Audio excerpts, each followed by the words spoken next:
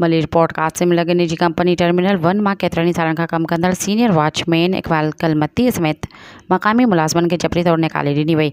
Company में मख़सूस तासुबी lobby ऐं ॿियनि सूबनि मां माण्हुनि खे घुराए भर्ती करे छॾिया आहिनि। जे अमल ख़िलाफ़ निकाले ॾिनल मुलाज़िमनि इकबाल कलमती, वहाब गबूल, भूरालाल भील ऐं ॿियनि जी अॻवानी में रज़ाक बाजे मुख्य चौक ते गॾु थी एहतिजाजी रैली कढी वई। एहतिजाज कंदड़नि जे हथनि में बैनर्स ऐं प्लेकार्ड हुआ ऐं हू इकबाल कलमती खे बहाल करियो, मक़ामी माण्हुनि खे नौकरियुनि तां बरतरफ़ियूं बंदि कयो, ॻोठण लॻ मौजूदु फैक्ट्रियुनि में मुक़ामी माण्हुनि खे रोज़गार ॾियो जो नारा हणंदा रहिया।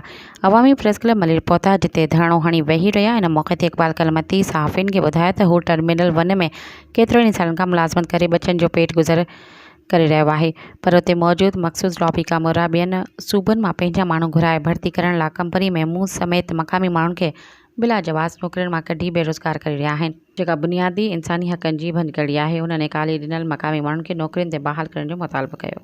सब्सक्राइब कयो अवामी न्यूज़ HD खे ऐं ताज़ा तरीन ख़बरुनि लाइ ॾिसंदा रहो अवामी न्यूज़ HD।